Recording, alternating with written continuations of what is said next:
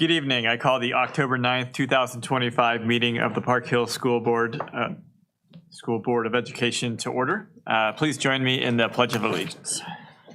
I pledge allegiance to the flag of the United States of America and to the republic for which it stands, one nation, under God, indivisible, with liberty and justice for all. All right, thank you for silencing your cell phones tonight. I would like to remind the board of our norms. Stay in the role of a board member, be respectful, be inclusive, be prepared, and be mission driven. And our school district mission statement is through the expertise of an engaged staff. The Park Hill School District provides a relevant education and a safe, caring environment to prepare each student for success in life. Board members, any announcements this evening? Ms. Barnes?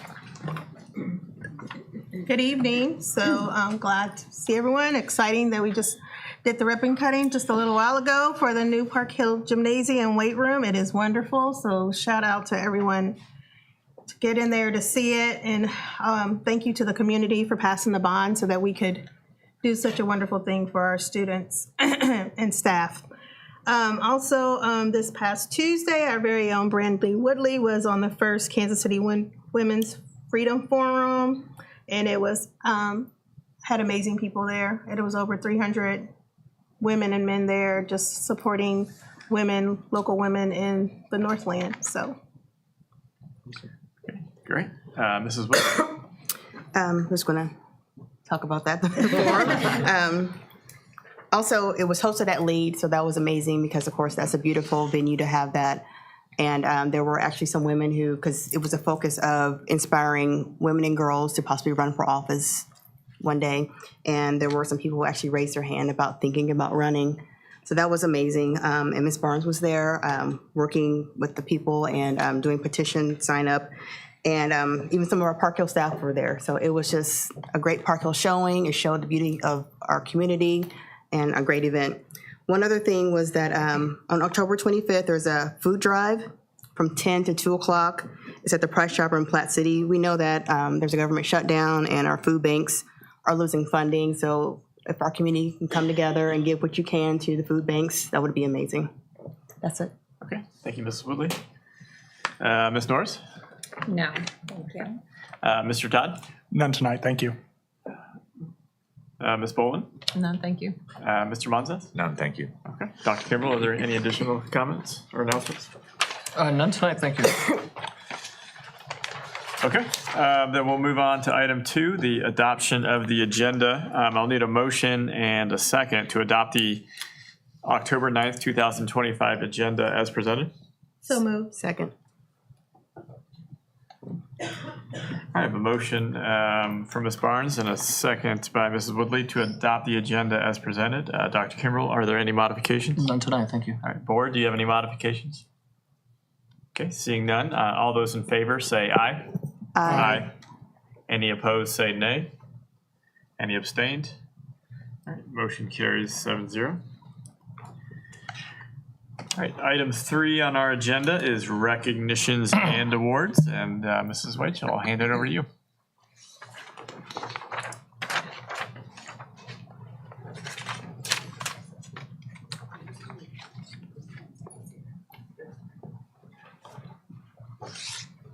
Good evening, everybody. We are going to start with our Students of the Week. So Enzo, would you please come on up here next to me? Come on up. We have one of our Student of the Weeks here this evening. He's going to make it. Enzo, right here. It'll be really easy, I promise. Good job. Okay, so Enzo Teven is here this evening, and this is what we wanted to do during our months of board meetings. We have Student of the Week that we highlight every Monday on our social media that our principals, our social workers, our teachers, someone in our schools nominates a student at their school for something really positive. Good citizenship, being respectful, an event, something that they did that was really honorable in their school. volleyball. And so we have 4 in the month of October, but Enzo is special because he's the only one here tonight. We have a volleyball player over at Park Hill High School playing a game tonight, and we have 2 other students who are very busy and had conflicts this evening. So Enzo gets to be here by himself. I'm going to tell you why Enzo's here. Enzo, where do you go to school? Tiffany Ridge Elementary. So Enzo was nominated for Student of the Week. He is October 13th. So next Monday, you'll see Enzo's social media with his picture and this description as to why he was honored as Student of the Week by his principal, Zana McCauley. This is what Mrs. McCauley writes. Enzo has truly shined as a leader here at Tiffany Ridge. He consistently demonstrates our PAC expectations, showing respect, responsibility, and kindness in all that he does. Enzo leads by example, making positive choices and encouraging others to do the same. His hard work and positive attitude set a strong example for his classmates, and he has become a role model that others can look up to. We are proud to celebrate Enzo's contributions to our school community. Say, it's true. It's true. All right. Enzo, your mom and dad and sister Millie are here. Can you guys wave, mom and dad and Millie? Okay, Enzo, I'm going to say, you get to say your name, what grade you're in, and anything else you want to share, okay? That's a big, question, but here's the microphone. Who are you? Where you go to school? What grade you're in?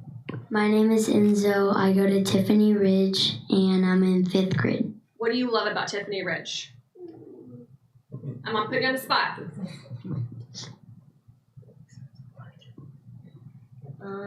All the teachers and stuff, they help me. Good job. That was great. Okay, Enzo, congratulations.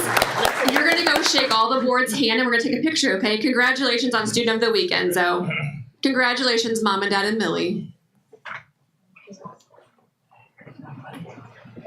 Good job.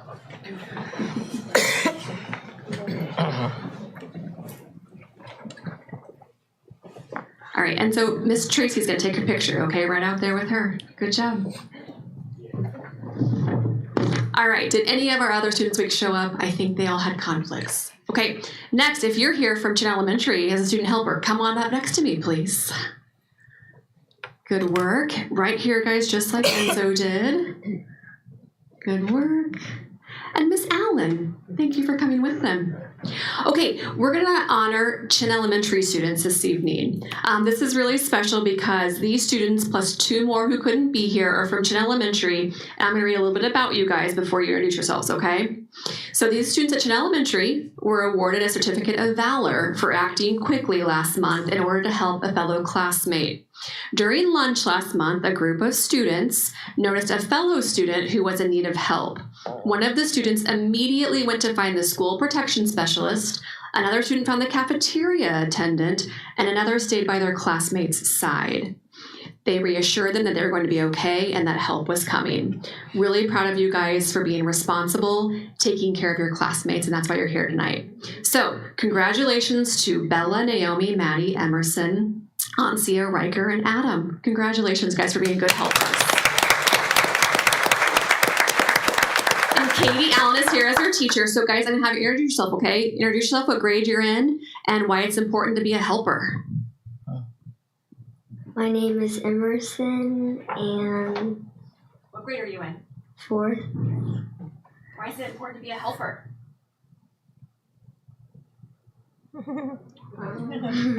Help your friends, help your classmates. It's important to take care of people. All of that. Anything else you want to add to that? Okay, Emerson, who's next? Naomi. I'm Naomi. What grade are you in? I'm in 4th grade Why is it important to help? to make sure they're okay. Great answer. Okay, next.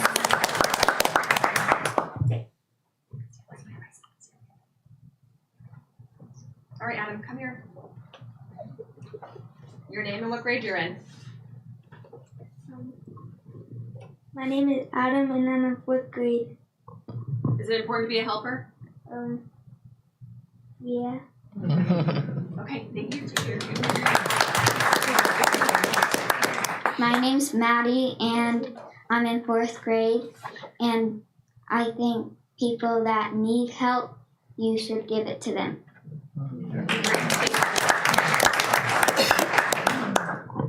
My name is Riker, and I'm in 4th grade.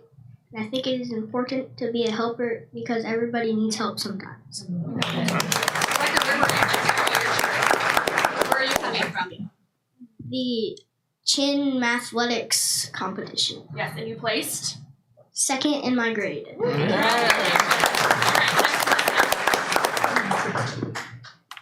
are you and why are you important to be a helper? My name's Katie Allen. I teach 4th grade at Chin Elementary School, and it's important to be a helper. This is a tough question. There's so many answers. But it's important to be a helper because at some point we all need help, and sometimes we all wish we had someone to be there by our side, and it's important to give back. Congratulations, you guys. If you're a parent or a sibling, please wave to us. Thank you for being responsible, wonderful parents who've raised wonderful young men and women here. You guys are going to shake the board's hands. Thanks for being here, guys.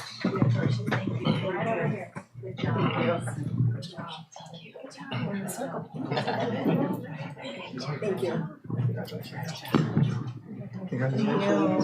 Good job, buddy. Good job. Good job. Good job. Good job. What are you doing now?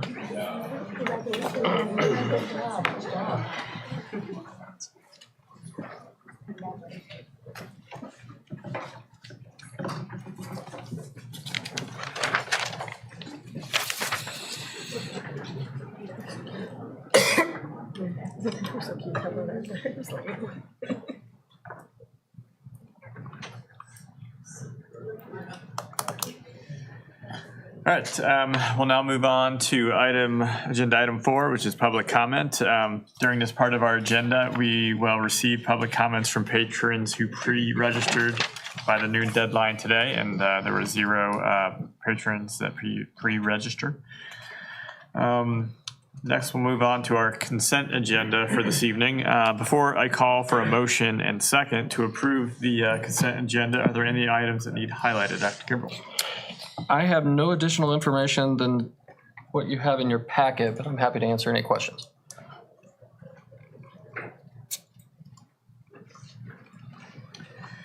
All right, board, any questions? Seeing none, then I'll need a motion and a second to approve the consent agenda, items 5.3 through 5.18. So moved. Second. All right, I have a motion from Mr. Todd and a second by Ms. Boland to approve the consent agenda as submitted. Any further discussion, board? All right, then all those in favor say aye. Aye. Any opposed say nay. Any abstained? All right, motion carries 7-0. All right, we do have an action item for this evening, and that's the September 2025 Treasurer's Information Report, the quarterly update to the Board of Education. Dr. Kell. Thank you. We present to the board the Treasurer's Report actually every month. This is a quarterly report where we do it to where you have the opportunity to ask questions and we kind of go through it in a little more detail. I've highlighted a couple of the items here. This is from the report that's in your packet. I've highlighted the very top line. That will be where we begin to see property tax revenue.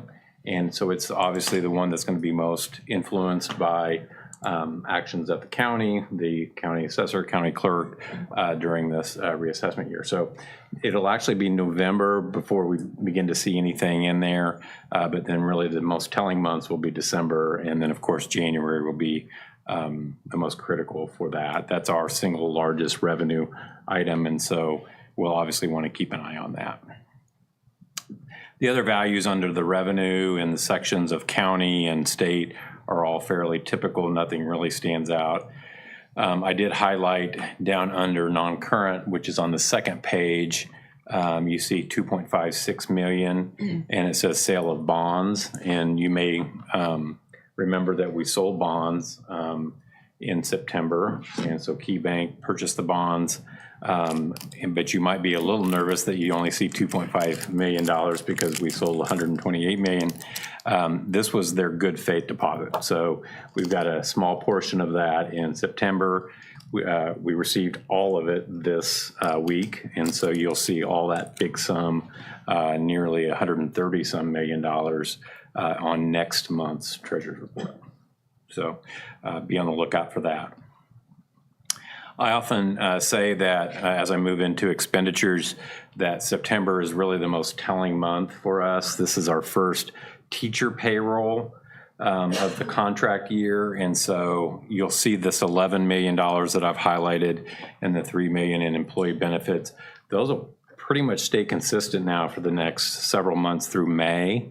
And then May will, there'll be 3 times that because we pay 3 payrolls in May, but those will be pretty much similar. And so as you see, as we proceed throughout the fiscal year, that there won't be a lot of change to those 2 values month over month. I do have another item that stands out is on the very bottom of the expenditure side, which is this is a interest payment. So we make 2 payments on our debt payments twice a year, once in September, which this is reflective of, and then the bigger one will be actually in March. You can kind of tell that, and this is generally true, the September payment every year is mostly interest that we're paying on the debt.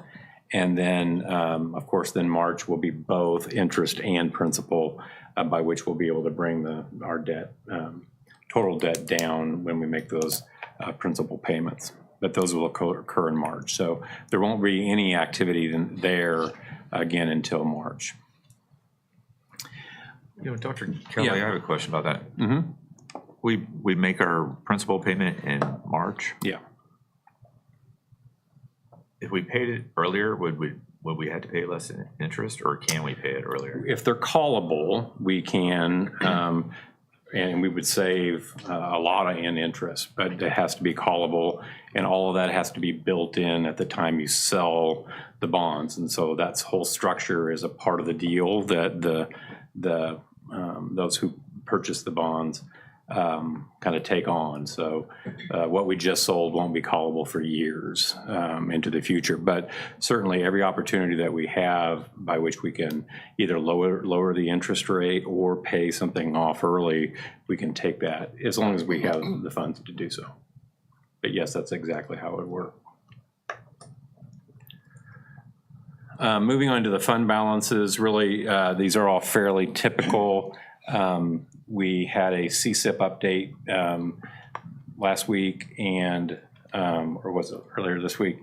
But we were talking about one of the metrics we look at, and I've highlighted it here, which is how much we have in money in the bank, and we try to maintain 30 days of operating cash. And so, you know, from a standpoint of comparison of the last 3 years, we're very, very much in range.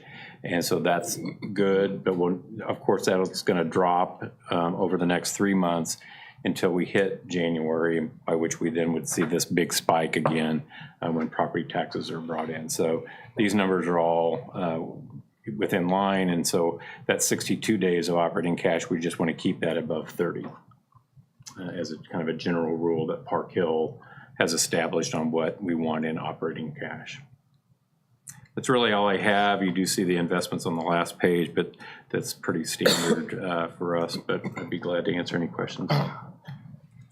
I think it was at Park Hill Partners where you presented recently that there was a really good question that came up when you were taking a look at one of the budgets about that last column, the 2025, 2026% of budget. And for those people who are at home taking a look at the budget as well, would you be able to explain what that is? Yeah, and there's over the years, there's been a lot of questions about what that represents. So what you're referring to here is this very last column. As you move across all of our treasurer's reports, we show what the gray column moving left to right. This is what was actually brought in. These are really audited values. And so it provides a benchmark for where we stand. Then in the green is what you approved for us. So when you approve the budget in June, that's now the budget value that's in the green column. The next is just September, or just the month that the treasurer's report's in.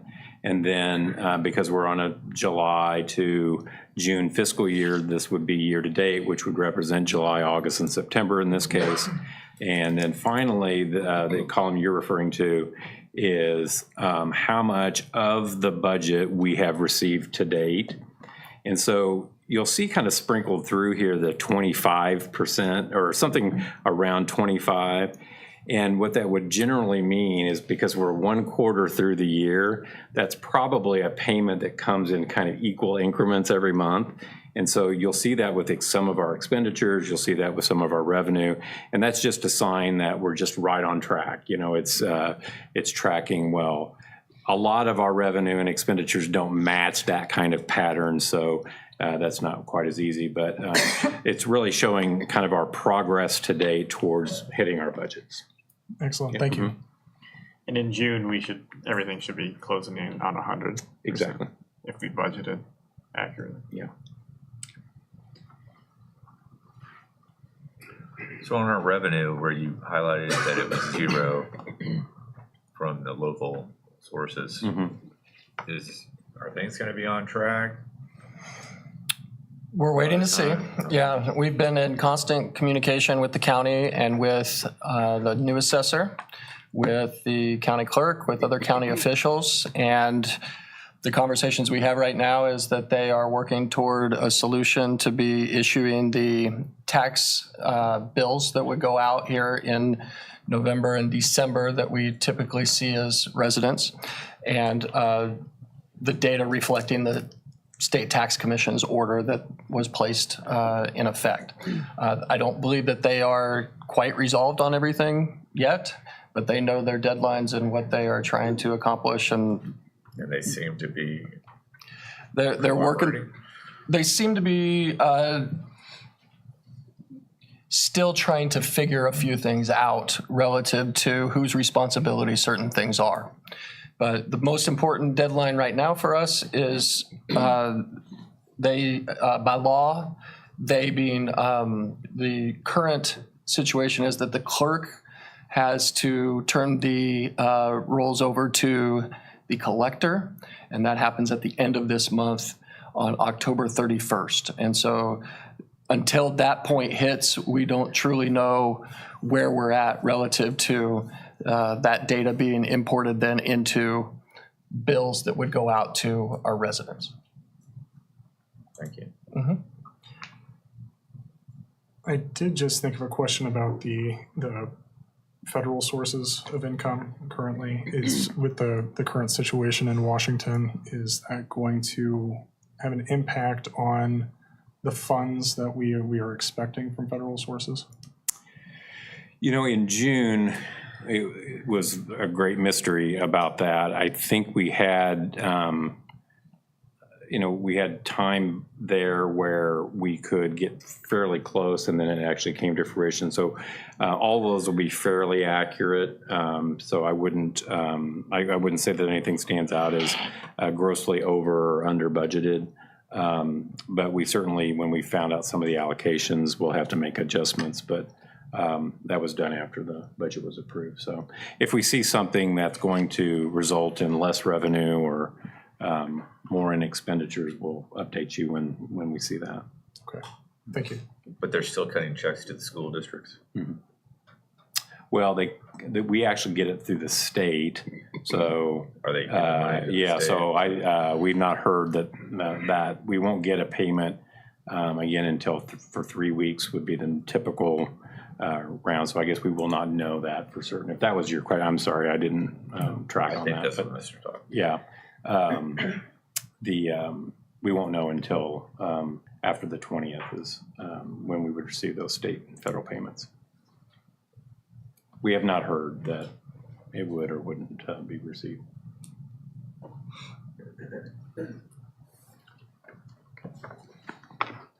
Any other questions for Dr. Kelly? Okay. All right, then I'll need a motion and a second to accept receipt of the September 2025 Treasurer's Information Report as submitted. So moved. Second. I have a motion from Mr. Todd and a second by Ms. Boland to accept receipt of the September 2025 Treasurer's Information Report as submitted. Any further discussion? All right, all those in favor say aye. Aye. Any opposed say nay. Any abstained? All right, motion carries 7-0. Thank you, Dr. Kelly. All right, we have a couple of information presentations tonight. 8.1 is our 2024 to 2025 Academic Achievement Report. Dr. Kimbrell and Dr. Bridewell. Yeah, I am excited to introduce the board to Dr. Josh Peters. If you have not met Dr. Peters, he's our new director of assessment, and he's going to be presenting our annual comprehensive data for the past school year. Remember, this is a high-level presentation to the board relative to academic achievement data. There are 2 attachments that you will find in your board packet item: the slide deck that Dr. Peters is going to be going through, and the full report that has much more data. And as you know, as an annual practice, we do this where we consolidate all of our testing data. And many of the things that are in the report we don't actually have in the slide deck, just simply because of the volume of data that we have there. But the most pertinent we are going to show you tonight. I'll turn it over this time to Dr. Peters. Good evening. Thank you. I appreciate being here and getting to share some exciting data that we as a district have collected over the last year. So this is reflective of our 24-25 school year. To kind of ground us and get started, the CSIP is kind of what drives everything. And oftentimes our assessment and achievement report is a way of being able to measure how are we doing on our progress in our CSIP. And in each of these areas, we tie that back to some of the data that we'll be discussing tonight. Specifically, the academic quadrant of our CSIP is a heavy portion of what we're going to discuss tonight with our achievement data. So again, Dr. Kimbrell talked about, this is a high-level update that kind of is just an overview of all of our data, and I'll kind of break down as we go through the different pieces of data that we're going to look at and how we're going to kind of examine that. But it's all of our achievement data over the last school year of 24-25, and then it's a summary of both levels and trends. Comparisons with other districts is difficult because a lot of that data hasn't been released yet. And so we'll talk about some of those areas where I was able to get some comparative data for you, but as that gets released, we actually just heard today that DESE is planning on releasing that in November. And usually at this point, we're not even quite sure when that's going to be released. So that was exciting to get that notice today. So the assessments that we're going to discuss are NWEA, the Missouri Assessment Program, or referenced often as MAP, our Advanced Placement or AP exams, and then ACT. And we'll talk about that. Levels, so this kind of gives you an idea today of some of the things that I'll be discussing, but levels is those results on a meaningful scale, and each assessment is going to have a little bit different scale. It'll be unique to each assessment, so I'll try to walk you through that as we go through and what that looks like for the individual assessment. And then looking at trends and being able to gather a few years of data together so we can kind of see how we're progressing. And then student group in this presentation, we used the DESE definition of student group, which includes our Black, Hispanic, special education, English language development, and free or reduced lunch students. Considering stable, we're looking at things that are plus or minus 3 within that measurement scale. Those are things that we would consider a stable performance. And then achievement, for NWEA, they use nationally normed data to establish that the 41st percentile is what would be considered as on grade level. So that's where that 41st percentile number comes from. Kind of can seem like a random number, but that's something that NWEA is able to use all of their national norm data to establish. Then MAP, we use proficient and advanced with the state. As you guys have heard and know about next year, hope that will be most likely looking different, with a 5th level being added of on grade level. So I'll be able to walk you through next year what that really looks like as we continue to get more information on that. And then the last one is AP percentage, and we're looking at 3 or higher. And the reason we established that 3 or higher is often there are a lot of institutions that will grant college credit if a student gets a 3 or higher. So that's an exciting level. So we're going to start with NWEA. This is the local assessment that we give in the district. We give it 3 times a year, in the fall, the winter, and the spring. And this is not only achievement data, but we can also look at growth, and is our one assessment that we really get to also look at the growth side, where the other assessments are just 1 time a year type of assessments. So as we start to dig in to the 3 content areas, math, reading, and science, on this chart you can see both the achievement level and growth for each of those areas, and we've established 70% for achievement is what our goal is across the district, and then for growth our goal has been 50%. And you can see in all 3 areas we not only met in both achievement, but we also met in growth, which is super exciting for us to be able to have met both of those goals in all 3 content areas. The next one is our math historical achievement and growth. And so this is specific to math. And so you can see that this was pretty stable. There was a slight decline in math in both achievement and growth, but both still were able to meet those goals that we've established. When we start to dig in a little bit deeper and break it down by grade level, this is where you can see over the last 4 years whether there's stability in some of those trends. You can see that in our earlier grade levels, we're meeting that 70%, but as we start to move into 4th, and especially in middle school, we're starting to see math is declining a little bit lower than the goal, and that's something that we're taking a look at and working on how can we address that and start to bring that trend back up. With the achievement gap, this one, you'll notice the red arrows at the top right that I've got sprinkled throughout the presentation kind of help you, because initially we've been looking for higher is better in all of these charts up to this point, but this is the first one where actually the lower would be better on this. So we're looking for those bands to get smaller through the grade levels. We've been pretty steady. The areas that we were not steady or didn't have even a little bit of a decline, which is a good thing, would be our Hispanic and ELD and our special ed population. And this is where I would pause and say, this is some of the data that as we're looking at it throughout the year, this is what helps establish some of the things like we asked last year for some additional resources for both ELD and special education, as both our ELD population was growing, our newcomers especially were growing, our special education side, we were seeing caseloads rising, and even the severity of the IEPs were increasing as well. And so that's where we use this data that we came to you in the past and asked for some additional support and resources for those students, and want to thank you guys for that support that you did grant in the past, because it was based on the data that we were seeing. Dr. Peters, I have a quick question. Throughout the presentation, there's a couple of spikes on that ELD. Could it be explained simply from the I forget the number from the ELD presentation in the spring or early summer, but is that kind of the reasoning for that spike? Is there was just so many new ELD students that came into the district last year? Yeah, that's a great question.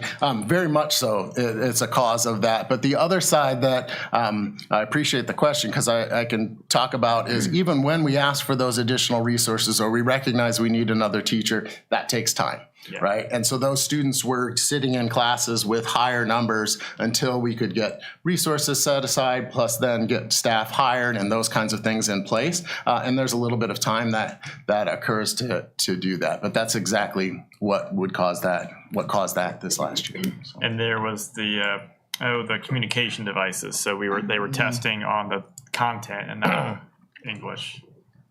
as it Yes. related to taking the standardized tests. So. Yeah, and we've made some adjustments there as well to get more accurate data as well. Yes, thank you. Okay, great, thank you. Then for our growth gap, you can see this is even more exciting because this is much smaller. And what's exciting about this is on the left is our student group. And so that is anybody, as I talked about in the beginning, that's anybody in each of these categories combined into one data point there on the student group. And you're comparing that to then the overall student performance. And so you want that to be as small as possible, and to have that at 3% is very exciting. That's a celebration to have that close. And when you look throughout, you're seeing the even trending, like in special education, for example, trending is going down, which is a good thing. And that means that our students are growing at higher rates. I want to take this time to explain growth within NWA a little bit because that's a unique piece where they will take a student's RIT score or their score in the fall assessment and take a look at where their score is, what grade level they are, and some of those type of factors, and then use that national norming to then determine here's what that student should grow from the fall all the way to the spring. And that's where they're setting that. And so when we're seeing that growth, we want them to be meeting those growth goals. But even if they aren't meeting those growth goals, it doesn't mean that they're not growing. It's just some of those, especially in those early years, are pretty lofty goals that our students need to meet. And so sometimes they'll miss it by a point or two, but it's still, they're growing at a really good rate. We're going to shift over to reading now, and reading, again, you can see was steady. We saw what's exciting here is you saw a little bit of a dip in growth of, this is the percent of students that met those growth goals last year, and it was at 48%, but we were able to then rebound, right? It started to, the trajectory started to turn down a little bit, but we were able to then turn that right back up to where it was the previous year. So that's an exciting celebration as well.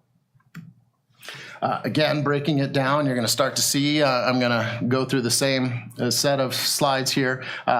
For grade level, with our reading, what's super exciting here is you look all the way across in all grade levels, we're above that benchmark of, or that goal line of 70%, which is super exciting, right?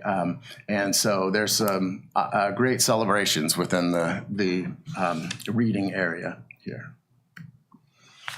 Then our achievement gap, this is, again, we're seeing those same trends of those same couple areas where that the gap is a little bit higher, and that's in our ELD and our special ed students. The rest are pretty stable when you look at the years in the past 4 years of comparison, except for then Hispanic, which would fall under that ELD portion as well, and sometimes get double counted, so to speak.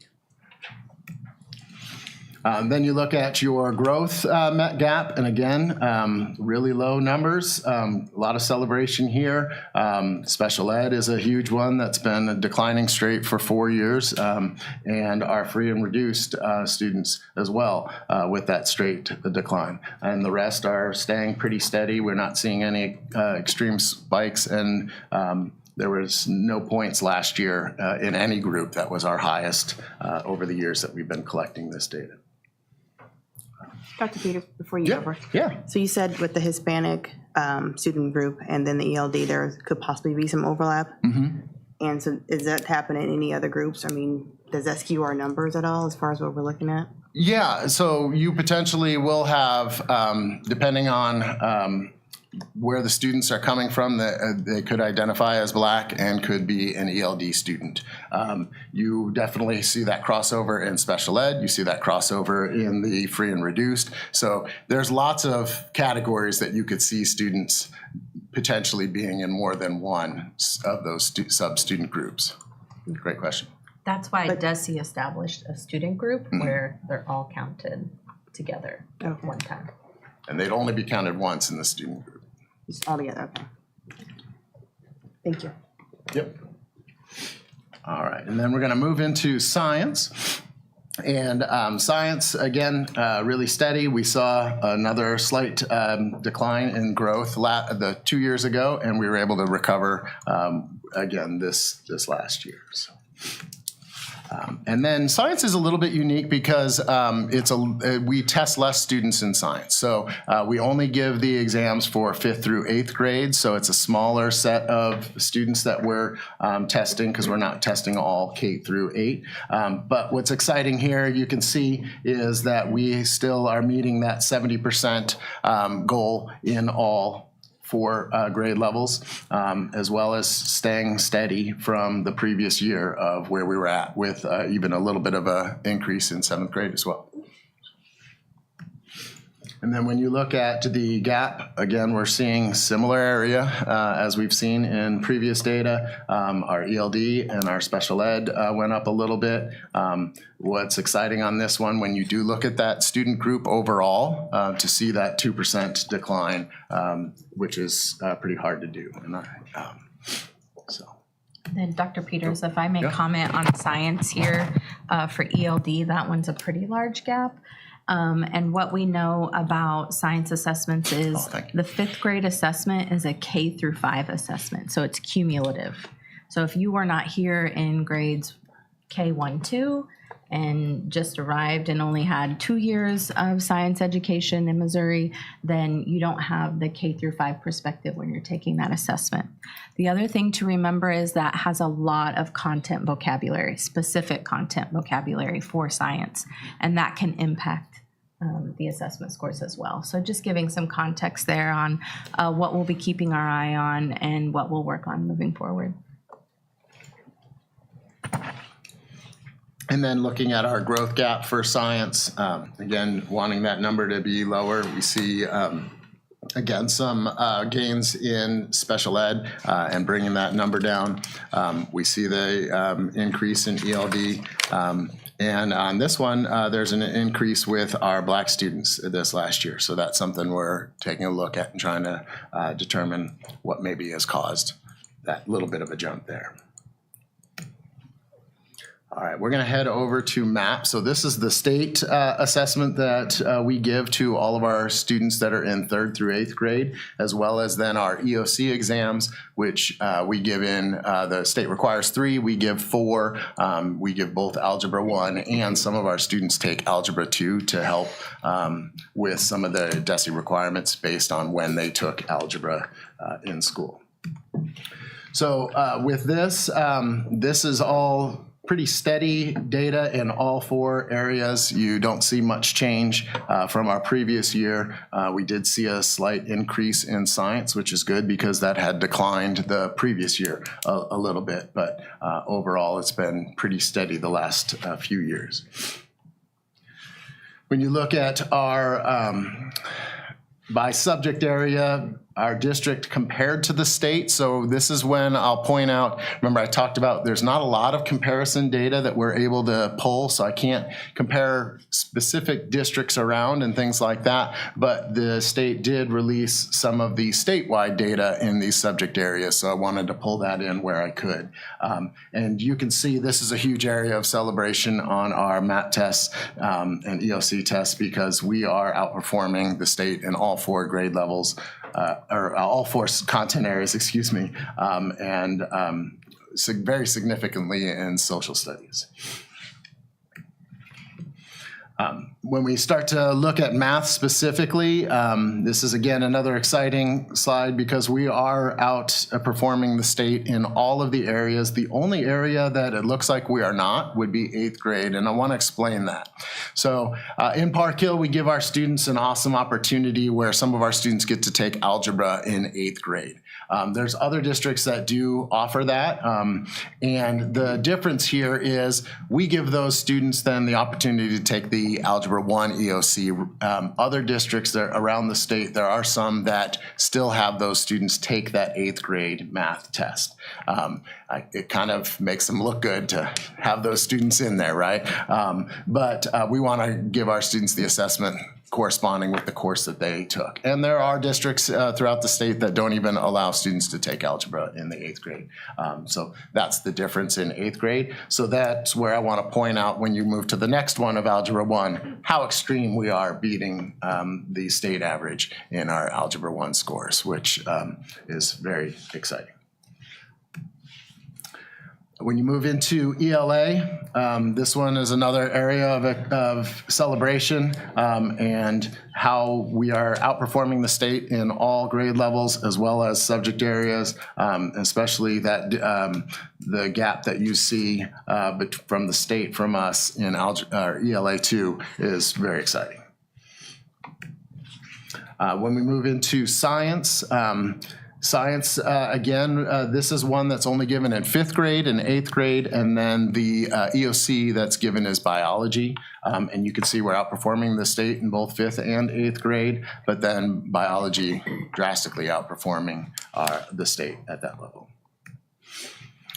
Here with social studies, it's just government. We don't give it at middle school, so it looked kind of lonely with just the one bar. So I got a little bit different graph here for you. And instead I'm showing you kind of the trajectory over the last 4 years. And so the state has been pretty steady, and we have been very far above the state. There is a slight decline, but there's still quite a bit above the rest of the state where we're performing. So it's not anything to be too alarmed about at this point.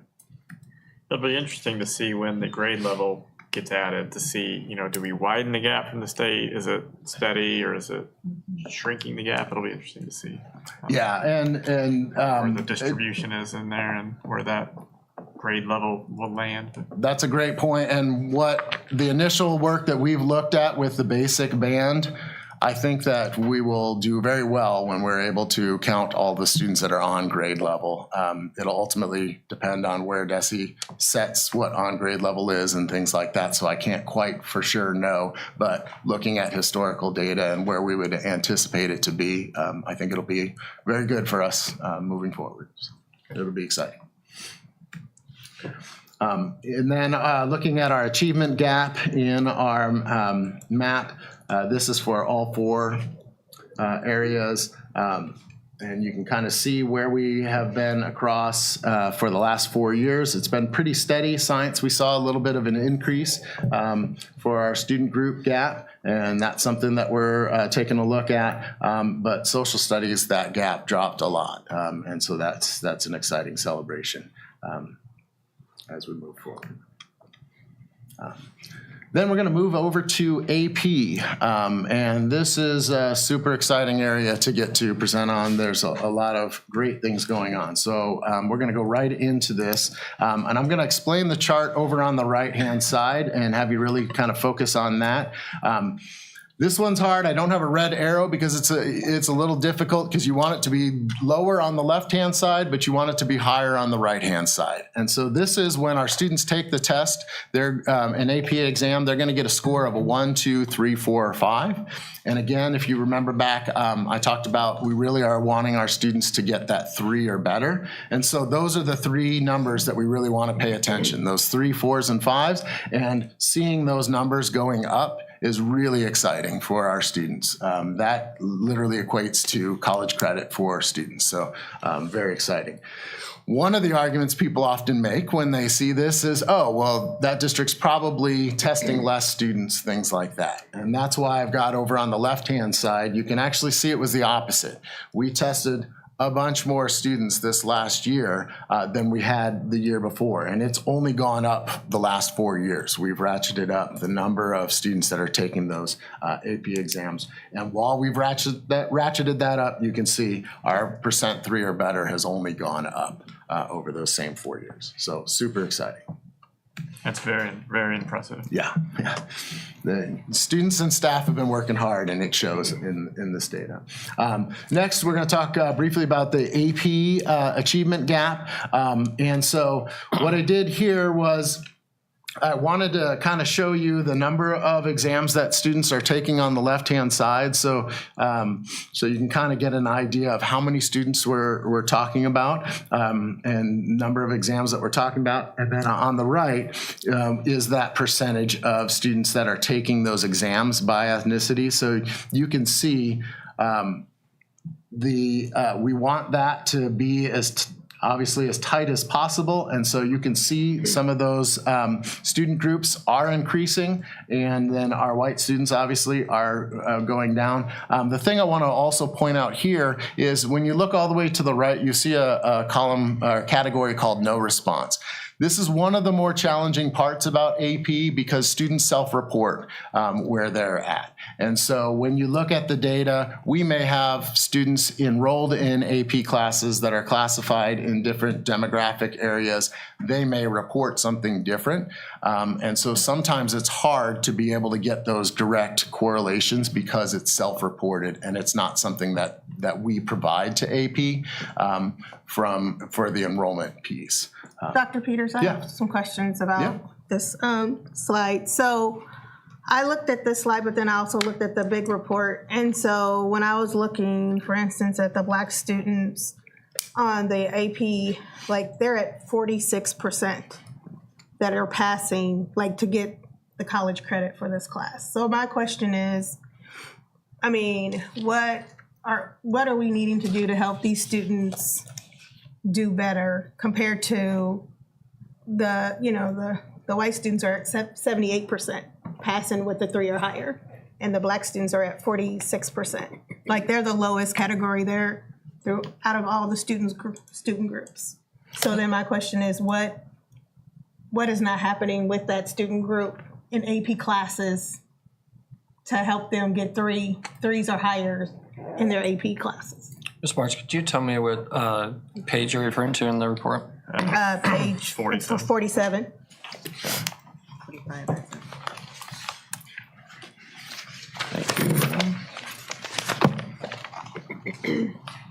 That was my question as well. I was going to ask about us being focused on, getting more students in those AP courses. Right. But we need them to get the threes and higher because. Are we setting them up to fail and like they're not even feeling like they took this class, but they're not even getting anything out of that class? If they're not getting a college credit out of it, do they feel like they're being put in a class where they're not going to succeed? I mean, are we helping students, I think there's both. I think one is that we definitely are looking at how do we continue to support students that are in any of these student groups that are in AP courses.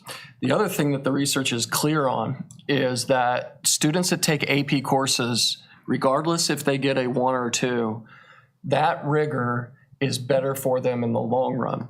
And so that is played out over years of AP testing that we have encouraged students to take AP courses because of the course rigor that goes with it.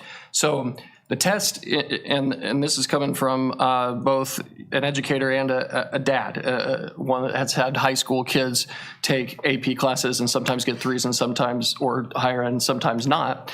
And yet it's kind of like taking an advanced class and getting a B versus taking the non-advanced class and maybe getting an A. The rigor that class is providing is actually helping in the long run. That does not mean that we don't look at those gaps, that those gaps need to be looked at over time.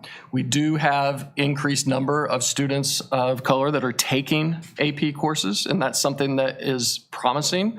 And then I hear your point is, how do we make sure to support as well? And we do that through programs like AVID, programs like, whether it's additional courses that we're able to offer or other supports that we're able to offer there. So Dr. Brightwell, anything else that you would add to that?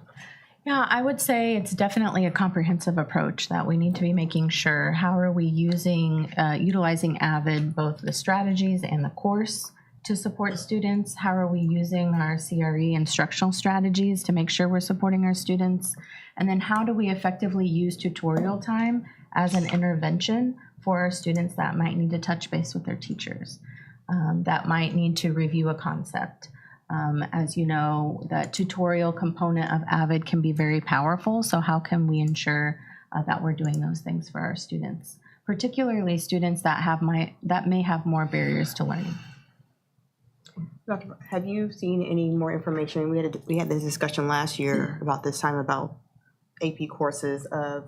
Some of them are created in a certain way that it hinders students of color from actually understanding the materials or whatever, and biases. And I know in Park Hill we did a great job with our gifted program and turning things around, and we have great numbers, thankfully, from Dr. Courtney and Academic Services working on that to remove those biases. Have we seen that research in some of the AP courses still, or are they, this is not all Park Hill, but it does relate? I haven't seen that. I do know that the College Board is very good at continuous improvement. They're always trying to improve, whether that's offering new courses or changing the way a course works, reviewing assessments, but I would need to look for more research on that. Because that would feed into also the 3-year or lower. So. And I think too, goes back to not just that, but like how we talked about like interventionalists, like if we have an 8th grader who's not at reading level go into high school and we put them in a class like this, they're not even where they need to be, and we're setting them up to not succeed or be their best. I mean, I'm saying let's make sure if we're gonna do these kind of things, like let's make sure that kid gets on reading level first before we put them in an AP class that they're gonna struggle in. And I think that those are things that might be contributing to these kind of situations. Yeah, we can look at that in terms of the AP recommendation process and how those students are choosing that. Obviously, we're looking at what I said before is that we want to push rigor, but we also, if a student, I agree with you. If a student is, struggling in something basic like reading and not on grade level with reading, then there are probably other options that we need to be looking at.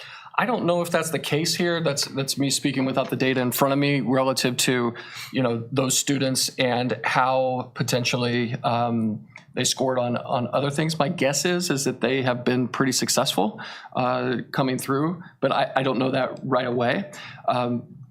We need to find the best path for each individual kid, right. and that's the goal, and do that with the core value of high expectation as well. And AP is one of those places that we can point to that having a high expectation helps students with their learning. It helps students with their future, and yet we're not perfect, and we need to make sure that we're not setting students up for any sort of failure that would be deemed to be that way. That's that slippery kind of double-edged sword between rigor and then also making sure that students are confident and that they know what they're doing.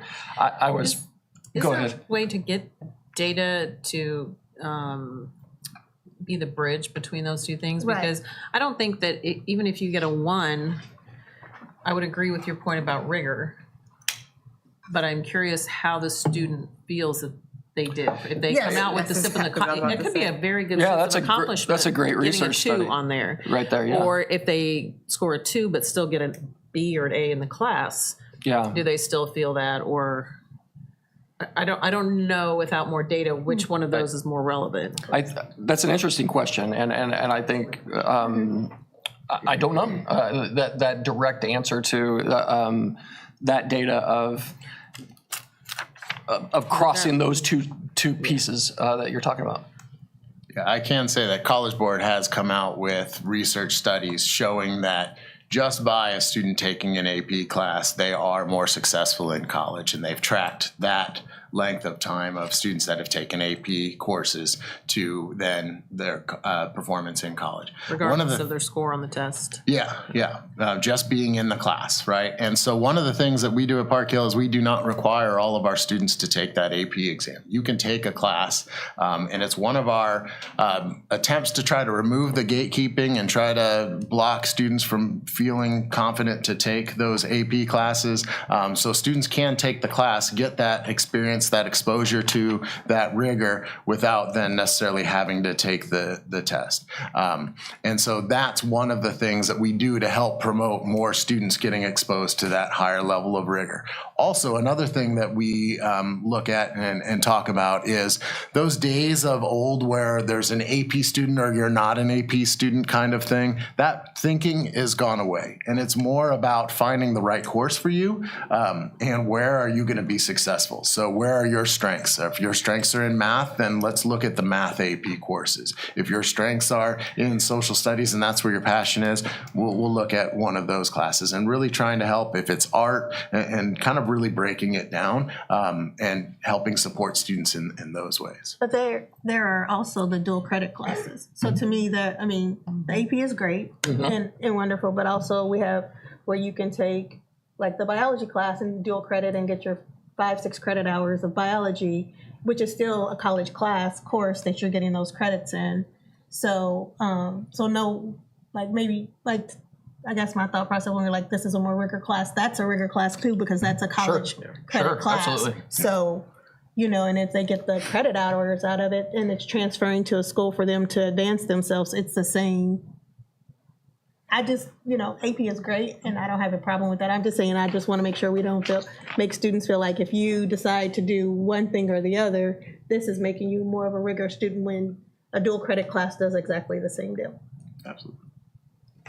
And I appreciate your explanation about, the stigma that it used to be AP student or whatever. And to Ms. Boland's point, I told my daughters to stop taking the test because it was just like a 1 or a 2. And it was just heartbreaking to them, especially my overachiever, that she get A's in every other class, but she could not get that 3 or that 4 or that 5 or whatever. So that's a piece that's, we're getting these kids in the classes, but we gotta make sure they still have that confidence when they leave the class. And I don't know how counselors, if they step in, they have so much to do. And that's piece of added it is how do we find the right. I think that's the part of the graduate profile that is powerful if we are able to advise well, and that's what we're trying to work on is it appropriate for dual credit? Is it appropriate for AP? The other thing that you as a board supported and that we just launched this year is Early College Academy through MCC. Well, that is, like a next level dual credit type opportunity that's very similar to what you're talking about, Ms. Barnes, in the sense that it is high rigor. Students are actually on campus at MCC. They're getting the college experience half of their day from college instructors, and they are getting credit if they get a certain grade or better. It's not necessarily deemed on a test. So yeah, there's a lot of variables that play in that. In effect, I was just popping around on this trying to find, my question was, how have we done relative to previous years? And we see a little tick up in students of color and their 3+ scores, but then also we have more students taking it. So there's more places for us to dig on this, certainly, and I get that. To your point about advising a student not to take an AP test potentially if they don't feel ready for it. I've had that conversation with my kids, and I appreciate Dr. Peters pointing that out. That we want to make sure that they're part and exposed to the rigor. So that's we don't want to have barriers. We want to have access to these courses. We want to make sure that students have those opportunities, and we need to support them so that they don't feel like they are in some way, under succeeding or failing or anything like that, because these are some of our best students, right? And we got to support them in that. So thank you for pointing those things out. And I just say that because I had kids that did Sure. AP class, but like just take 1 or 2, and she just did dual credit, and that's before we had the program we have now. But graduated with 30 credit hours, went off to college, and that was way less money, and that was a better situation. And they start earning money much sooner. Yes, and and that's just, that's why I'm saying I'm not saying one way or the other is, but I'm just making sure that we're. But let's just say getting credit and starting work earlier is better. Correct. And what we need to do is figure out. Not necessarily. I'm not saying get rid of AP, but I'm saying for most kids. Yeah. I have hired one of those kids in my company, and he's doing wonderful. Just graduated 2.5 years. Yeah. But there are places where we got to keep looking and where we see gaps. That's, I mean, Dr. Peters has pointed out several of these where we're looking at, we want to look for variance. And when we see variance, the question needs to be, why is that? What's the, potential cause of that? Is that a process problem? Is that something that we have relative to who's taken that class?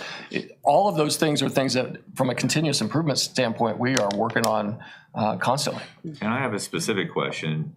Do we have enough data on the kids that are taking AP that go back to, say, third grade reading? And can we look at their NWEA scores?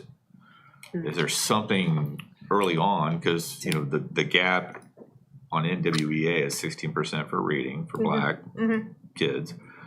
Is that what the problem is? And it's just they're missing out on certain things because they're always behind, or is it something like that? We would have the data. There's a lot that's going on with that I know question. there's a lot that goes on. Yeah. Year to year, everything changes. It's hard to find. We know, and we've shown over years that when we get kids and keep them, that they perform very well, and that's in most places. When there's that lower mobility, that's happening. Yes, third grade reading is an indicator of potential future success, and there probably could be a correlation that you could draw from there. I think our job is to make sure that when they're in high school, and we put together an ICAP, which is their individual program with their counselor, is that we are finding the right courses for those students to take at the right time that's going to help them reach whatever their goals are, and make sure that we are doing the things that are relative to that strategic plan about building successful futures regardless of their background. And I'm reminded of what's the official name of it? The course planning guide, where it has all the different programs and it lists all the courses you can take. It is called Course Planning Guide, right? Course planning guide and the career planning guide, or companion. Yeah, that's what I'm reminded of. It's like we have all the Lego bricks, and you have a foundation, and then you pick the ones you want depending on what's most applicable for you, whether it's AP or dual credit, or all the different NCAPs, NCC. And that's equity in education is providing each student what they need. Right. Shout out to our counselors for helping with that, because some kids, families, they don't know what is what. Yes. Sure, and we good. continued. We're doing pretty well, and we could get better. Yep. Thank you for those questions. Those are good, Dr. Peters. I have another question. Oh, sorry. So on reading in particular, on the NWEA achievement slide for reading, third grade, it said 74% were reading at grade level. And then on the MAP achievement for ELA, for third grade, it said 50% were proficient or advanced.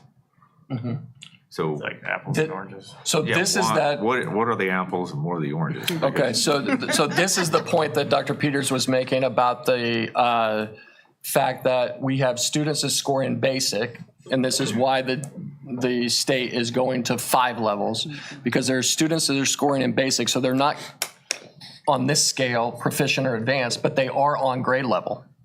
So it's based on where the cut scores are. And so what we believe should happen is that next year when we have those 5 levels and we have advanced, proficient, grade on grade level, basic, below basic, that those 3 of on grade level, proficient, and advanced would be very similar to our NWEA measures. So that's the difference that you're seeing there, Mr. Monses, is that these scales are different and the cut scores are different. So in third grade, that's the critical year, right? Where you're learning to read and then you're reading to learn. Is there, and I know we've got new programs that we're bringing up with our reading interventionalists. Is there anything we can do to increase it from 74% to say 85%? That's what we're working on every single day. Okay. All right. Yep. Every single day, and we're trying to both. And that's what. Ideally 100%. Of course. I mean, we want all kids to read on grade level, and we want to continue to improve that. And what we are doing and seeing through Dr. Bridewell's work with her team and data check-ins, when principals come through with that NWEA data, that's their accountability measure, is they sit down with Dr. Peters and Dr. Bridewell, Dr. Means, Dr. Stucker, and they have to talk about that. They have to talk about their plan for their building, and the goal is absolutely to increase that 74%. And this data can be stubborn, no doubt, but that's our charge every single day, is to continue to help kids learn to read, learn to be mathematicians, and to be scientists. I've been on the board a long time, but I would like to understand firsthand, with knowledge of individual students, what the difference is between someone at 74% in third grade and someone that's not making it to that reading proficiency, reading at grade level. I understand what you're saying. Yep. Well, one of the things that we find, this is probably going too much into the research weeds, sorry. But one of the things that we find is that in Missouri, to be proficient, you actually have to be somewhere in the neighborhood of, I believe, and you can correct me if I'm wrong. I'm talking about the proficient. I'm talking about the NWEA, the one we have control over, right? Correct. But we know that the proficient kids, actually the lowest mark on the proficient is actually at like the 60th percentile nationally. So you have to be better than average to be proficient. Okay. And so that's the problem.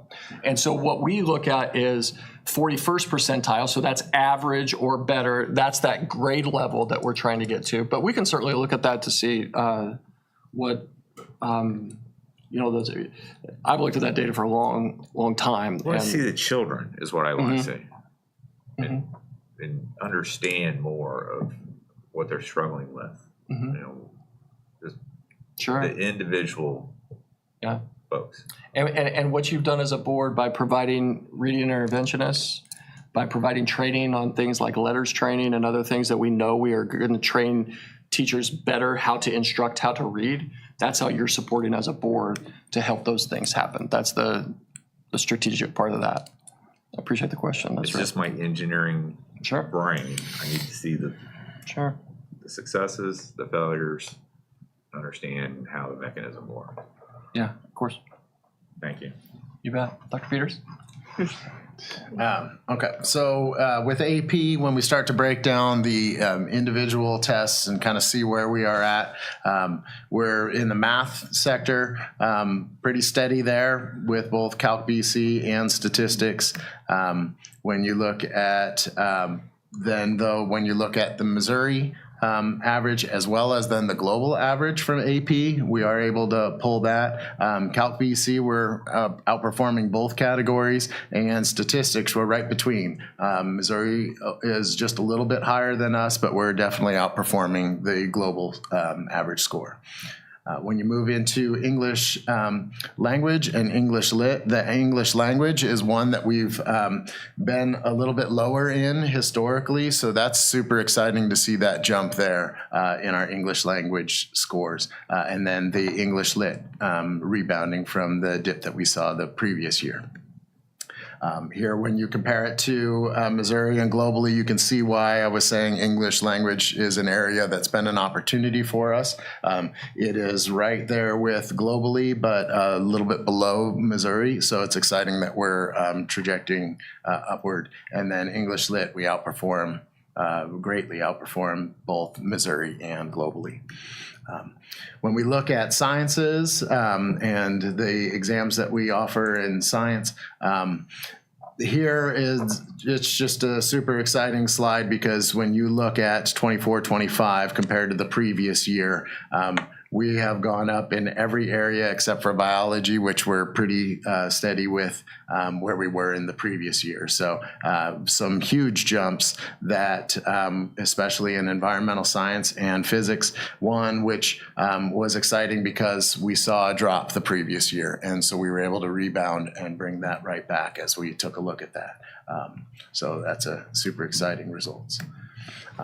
Then when you take a look at us compared to both Missouri and globally, again, another exciting slide because we are outperforming both across the state as well as all around the world, students that are taking those AP exams.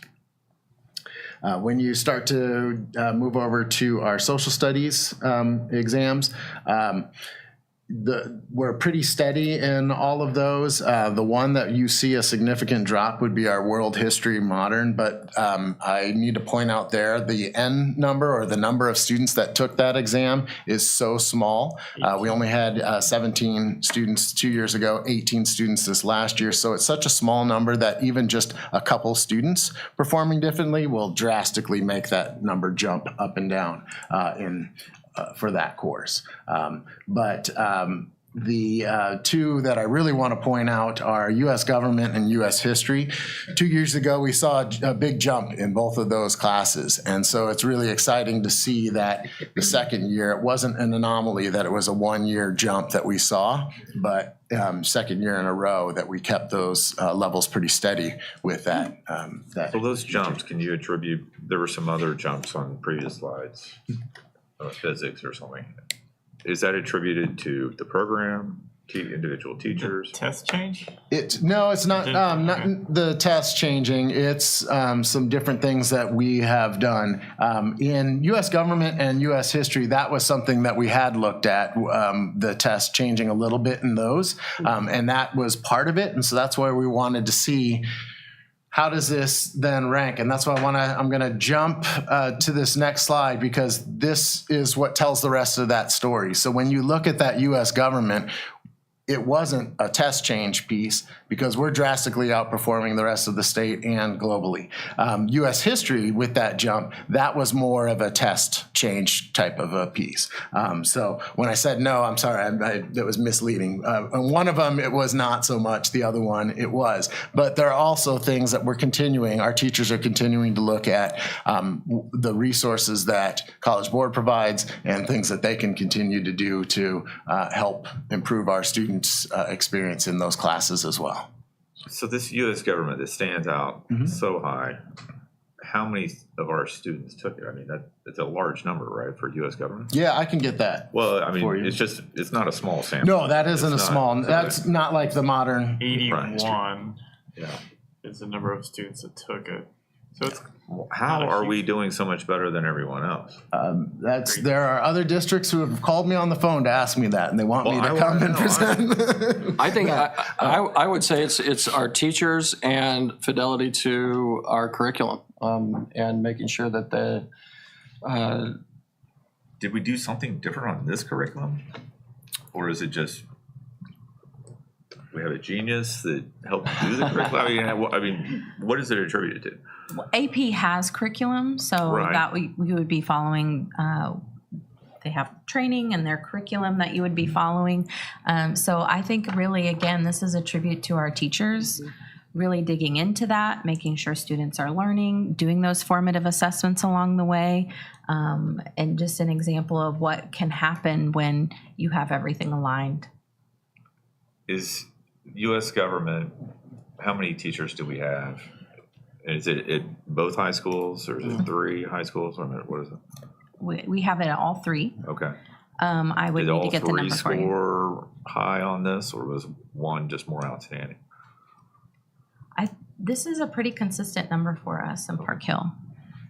We just know how to, we got the magic sauce. We know our U.S. government history. Well, that's good. I'm very impressed. Yeah. That's why I'm asking all these questions, because I'm like everyone else. It's like, how did you do that? So we went from That's amazing. 68 to 70 and then bounced up to 94, 91. So maybe we get a new teacher.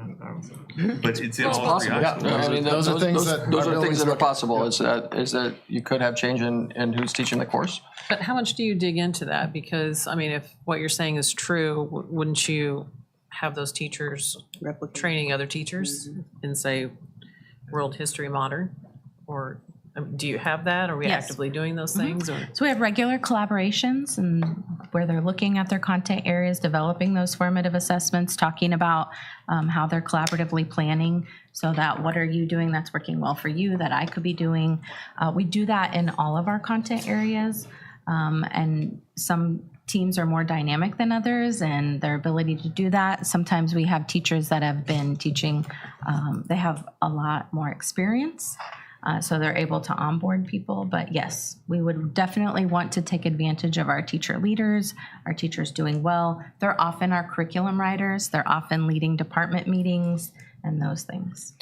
Are we, I know we're providing teachers the same data to evaluate their own performance, and I know it's not all, like, I mean, you can be an outstanding teacher and still get poor test results, so I don't want to, but, I mean, I don't necessarily want to judge teachers based on test scores, but what do they do with the data? Or how are teachers getting this feedback and saying, that's great, or this is terrible, or whatever they want to do to reflect on their own? How is that systemically coming through when they're given this data? What are we doing to support them, or? That would be through their collaborations within their department. So we would need to use our professional development time. Teachers often have cadre meetings after school. They would be using planning time to do that and meeting with one another. We also have dedicated time where teachers can collaborate during the day.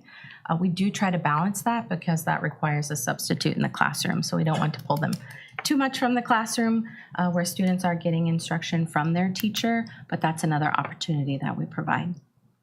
Is collaboration, is that just within the buildings, or is it across that particular? When we're doing the pullout specifically, that's where we can get across the district. Okay. Because they would need that common plan time or that common collaboration time. Great question.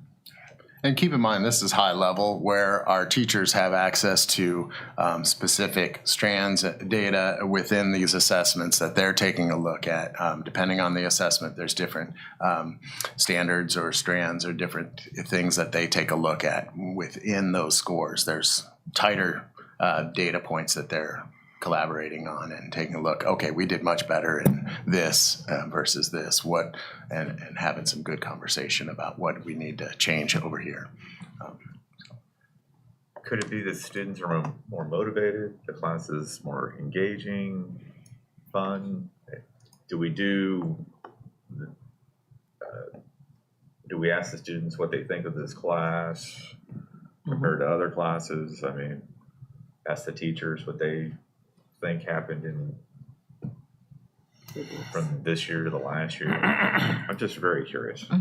It's striking. I can see why everyone's wanting to know from other districts as well. That's a huge difference. It is.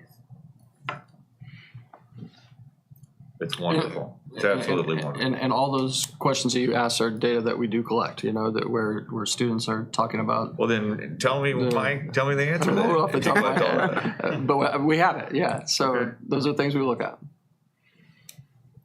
And then the last assessment that we'll talk about is ACT.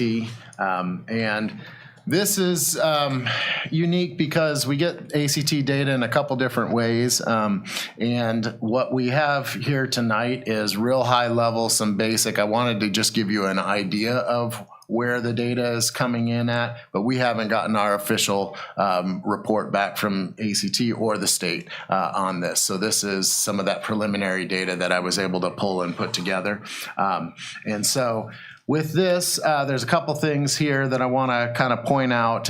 Your composite score is all 4 categories that are brought together to create that composite score. Your super composite score would be different if you've taken the assessment more than once. And then it will take the highest of each of those areas from each of those assessments that you took. So maybe the first time I performed at a 29 in my English and a 25 in my math. Well, the next time I performed in flip that in 29 in math and 25 in English, it's going to then your composite will keep the 29 in both areas and carry that out throughout. So I kind of want to point that out.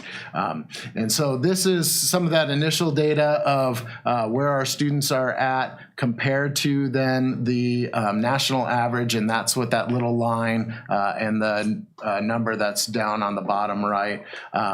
English is our lowest, but it's also the lowest nationally. English is very grammar heavy. It's not something that we spend a lot of time typically teaching in our curriculum in the state standards, for example. It doesn't come up a lot, those kinds of things. And so it is a little bit lower. If you do any kind of test prep, they will always tell you focus on your commas. That's a big part of the ACT, and learning when to use commas, those kinds of things, all right, is why you see that score that's a little bit lower. Does the, sorry, Dr. Yeah. Peters. Does the ACT break down the student groups like the AP test and the MAP testing and an NWA, or does that not break those down? It's not the same, and that's why you don't see that level of data. As we get the full report, we'll have more of that type of information, and that's when I'll be giving you guys an update when I get that additional information. But the preliminary data, it's difficult to mine Okay, that kind of data out at this point. thank you. Good question. And then this one takes a little bit of an explanation because this is just your 12th graders. The last slide is all students and all tests that they've taken put together as a composite score. This is just our seniors. And this is an exciting slide because this is our seniors that are graduating and the scores that they're graduating and moving on with. So these were our last year seniors that graduated, and they performed better in every category than the previous class of students. So that's super exciting to see there as well. Do we, I know we basically pay for every 11th grader to take the ACT. Do we know, is it just anecdotally, or do we know what other districts do that? Or is there any way to? Yeah, we ask around about it. It's fewer and fewer. It's becoming much fewer than That do it or don't do it? that do it. That give the census test for 11th grade. To give the ACT, Yeah. basically every 11th. Yeah, every grader takes- 11th grader gets the ACT. There are fewer and fewer. I don't know if you know. Dr. I don't know Peters, off exact the- numbers, but it is declining. It's There was a point where DESE actually, it was part of the MSIP scorecard, so everybody took it all across the state.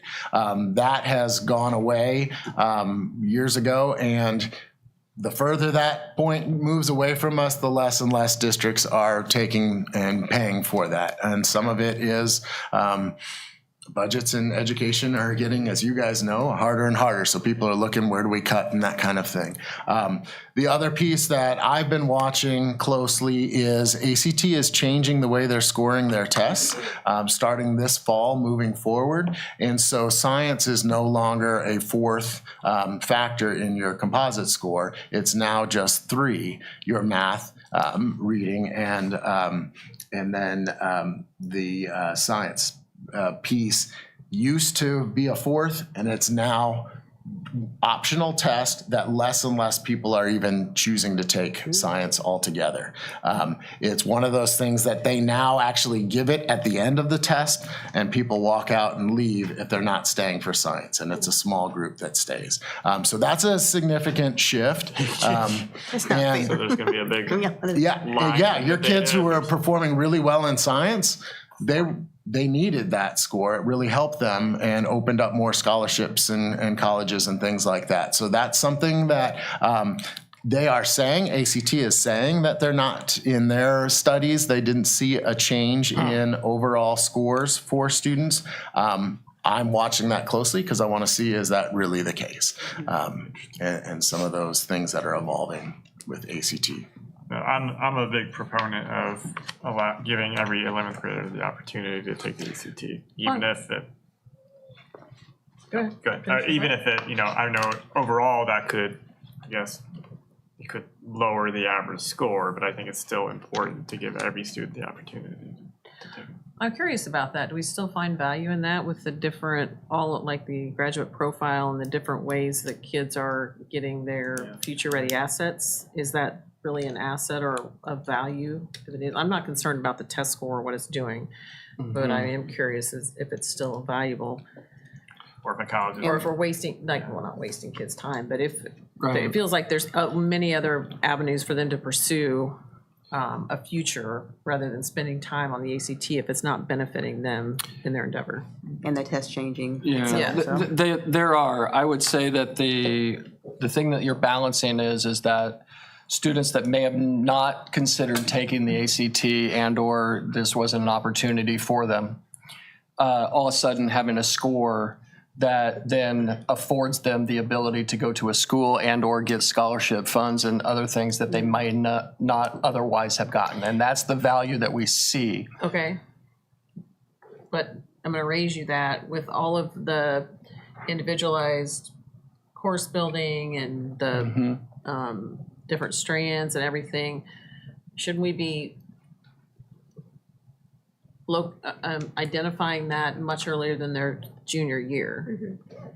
It shouldn't be like Sure. I No, would like I for it to understand what not you're be saying. a surprise to any Right. junior that they can get a good score on. I think it's about access. And, You know what I mean? yeah, I think it's about access and opportunity and making sure that a student doesn't miss an opportunity. I think that's the piece because it's an optional I know that, test. But you know what do you know what I'm saying? do, yeah. I would hope that we're getting We would them to already not know miss- whether they yes, are going to that score they're not well or missing. not. That they would know that. I will say I was surprised when I got mine back. Right. I'm not a good test taker. I hear what you're saying. I think it's about evaluating whether that opportunity is going to be taken by that student or not. And we've so far chosen to say, since that census testing was taken away by DESE, that we found that as value to provide that for students. Okay, great. I would say, yeah, keep tracking it and make sure it still makes sense. And it's I am disappointed about science because that was my highest score. your composite went down. Yeah. Throughout the science. Yeah, absolutely.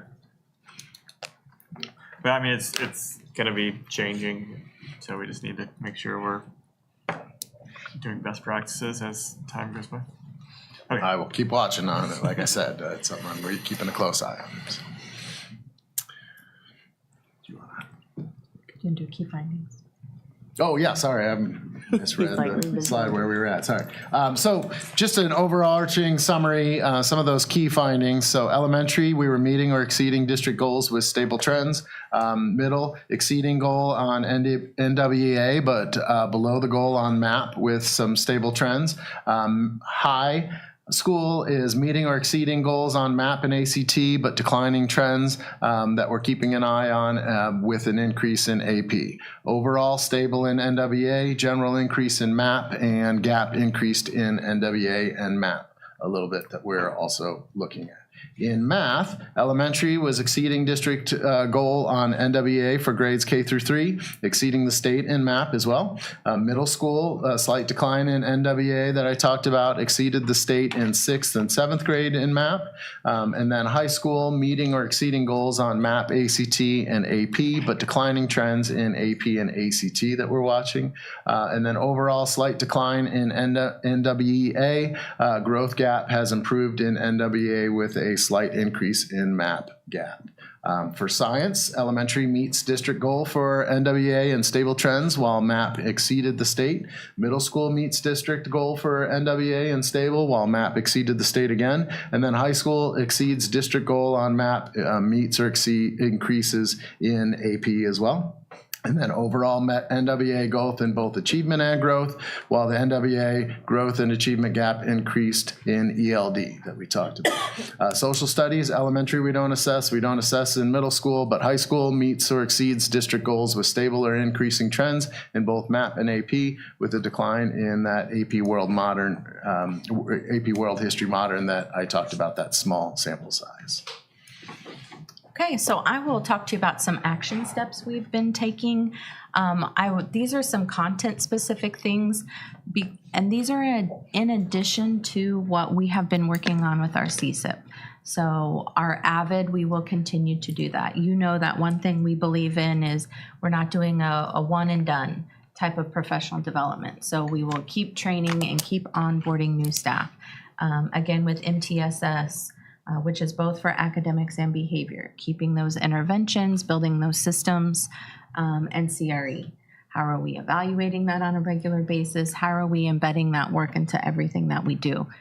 In addition to those three things that we regularly align with our CSIP on, you're going to see for student gap performance, we're increasing that support for ELD and special education. You approved budget assumptions with some big increases there. So we're very excited about that. It's not just in people, it's also in resources. So if you remember, we purchased some translation devices for our students. If you happen to catch the Tiffany Ridge Spotlight, you could see that in action where a student is getting translated in real time or getting translation in real time while they're in class. So we will be adding those and continuing to research what are innovative ways we can provide additional supports for our students. In that same vein, thinking about our CSIP and thinking about our students that have barriers to learning as kind of a sneak peek when we have our CSIP meeting Tuesday. Thank you.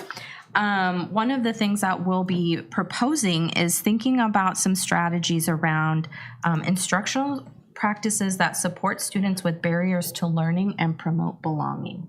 So how do we look at that umbrella of our students in the student group and how do we support them? So that'll be some things that we'll talk about and get some feedback from in our CSIP meeting as well.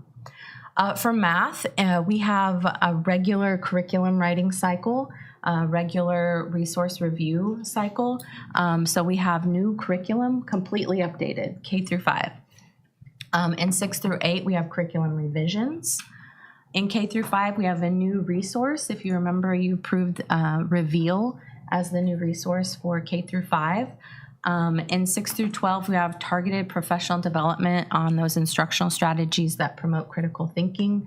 We'll be bringing in Peter Lillendahl, who talks about building thinking classrooms and directly related to mathematics. So as we're watching these trends, we're thinking about how do we prepare professional development for the following year? What types of supports will we need to do? What curriculum updates do we need to make if we're seeing a certain strand perhaps dipping that we might need to bolster those types of things?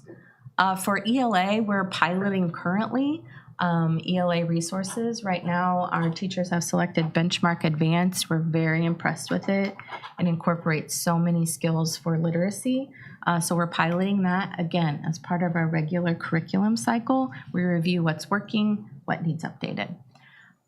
We are implementing early childhood letters. So we've been working with Gerner and our instructional coaches about how we can bring that to our early childhood and prepare our students for kindergarten. In 6 through 8, we're looking at Aspire for middle school. That is the letters version for middle school and bringing that to our district. Again, our instructional coaches are taking the lead on that and providing training for our teachers. And then in high school, we're designing formative assessments to scaffold those priority standards where we're pulling all the teachers together from all 3 high schools and looking at formative assessments. That's where we can do those checks for understanding and get real-time information. Since they don't have NWEA the same way that elementary and middle does, how do we get some more real-time information so that we can provide interventions right there in the classroom? For science, we're doing a 6 through 8 review of recently adopted materials. So again, we're constantly refining, looking at STEM scopes. What do we need to update or change? And then in 9 through 12, we're piloting new resources right now. So they're in that process of selecting possibly a new resource, but possibly not after we've reviewed everything. Again, that we have, you've seen them, all of our flow charts that we follow and how we review, and we do that with our teachers. So we have that confidence that we're selecting resources that they're ready to implement. And last, with social studies, the same thing, piloting new resources in 6 through 8. So that's just giving you some content look of what is also going on in the background. Thank you for that explanation of the action steps going forward, and thank you, Dr. Peters, for putting this together for us. I really appreciate especially the historical data, having that being lined up year to year, because that gives us a good view of our number one competitor, right, ourselves, what our previous best was. One of the things that I do find concerning here is that that achievement gap is still stable in NWEA and in the MAP scores. That it doesn't look like we've been making progress, a whole lot of progress in bringing that achievement gap down. I am glad to see that the growth gap is where it's at, but I would be interested to hear what steps we're going to be taking next to figure out how to close that achievement gap. Just wanted to loop back around. I asked Dr. Peters earlier about that. It's still nagging me that some of those students are double counted, and how if those percentages affect how we, or those numbers affect how we look at student groups and the data and everything else. I just don't want any barriers to be missing for some of those students because we're double counting here and there. But to your point about having that, teachers having that deeper level of content and data points and everything else, will that show any barriers for the students that we need to focus in on? And your action step that you just went over, would that be correct in my thinking of like, they'll still get those barriers will still come up and we'll be able to address them then? Because of being double counted, that just kind of seems like, well, we're going to probably miss somebody in that with those numbers. When we're looking at data. It's possible, but it is also more possible since they're counted twice, you're looking at them twice. So when we're looking at those groups and breaking it out, we're going to see that student's name twice. And it's also important to think about when we're looking at our students with barriers to learning, those can be, as mentioned before, very stubborn numbers. And so how do we look at that through, and I'm not just saying this because it's our CSIP, but I absolutely love our CSIP because we're looking at what are the academic pieces we need to be doing. At the end of the day, your instruction has to be great. And we have to offer that experience in our classroom that is helping to remove that. But then also partnering with student services and thinking about the culture. What are the things that we need to be doing to support students' well-being to make sure they're ready to learn? Because sometimes that's the barrier of what trauma do we have, or I'm learning to speak English, and those are my barriers. So how do we comprehensively look at that? And that's what our two teams do. We're constantly researching what that can look like, what improvements we can make, and what new research is out there for us. It's like attendance could play a big Correct. factor as well. Mobility, we've talked about, can play into that. There's so many different factors that one thing isn't going to cut it. We have to approach that as a team and comprehensively. The whole child. Yes. Is there any window in here where maybe they're just not a good test taker? Like, are they performing well in the classroom and they just underachieve on standardized tests, or is that basically does? So one of the things that I'll talk about that I think kind of addresses both of those pieces is we're looking at real high level in tonight's presentation, right? But as educators, we don't just stop there. We don't say, oh yeah, there's an increase there or a decline there, and well, we need to fix that. We dig down and recognize that each and every data point is made up of students. And we dig down to the individual student level, and our teachers are every day looking at their students within their classroom and what additional supports can they provide for each individual student that they have in their class. So I want to make sure we keep in mind that, yes, this is high level. This is what starts to show some trends. And I kind of think of it as the warning light in your car. This is where we start seeing some of those warning lights. But you're going to take it and get a much deeper diagnostic done before you decide what that car needs to get fixed, right? This is what we are having our warning lights and things. We need to start looking into that. We need to dig deeper into that. And there's a lot of work that then goes on because of this initial high level data to get to that individual student support level. And there's more to a student than just their test, for example. We look at a comprehensive piece when we're looking at supporting students, not just what was your test score kind of thing. So, Let's see. On the action steps, so, it seems like there's a few new curriculum choices. How long do you feel like it needs to take a chance to see if it changes the data? Do you sometimes see a dip with new curriculum and then maybe an increase? So many of our curriculum cycles are about 5 to 7 years. And so we definitely can see implementation dips. So we're all learning how to use something. And you can have that dip. Sometimes you'll have the opposite effect because we're really excited and we all love it. So we look at that. but we want to make sure we give it enough time to see how is this being implemented? Is it being implemented as it's supposed to? And then what is the impact of that? And that's when Dr. Kimbrell was talking about the data check-ins, where we are regularly wanting to meet with our principals, not only to hear about what they're doing, but to listen to, oh, I'm hearing this same theme over and over. Maybe there's something there in the curriculum we need to take a look at. So it gives us information at the same time for improvements.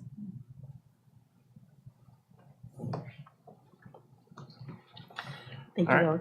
Lord. Well, congratulations, Dr. Yeah. Peters. You made it through your first Park Hill Board of Education presentation on the academic achievement report. But I really do appreciate it. As you can see, we're all very passionate about academic achievement and the rigor that we have here in Park Hill and continuous improvement.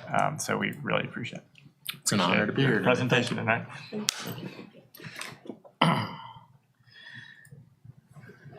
All right, so now we'll move on to our enrollment updates. Dr. Kimbrell and Dr. Kelly.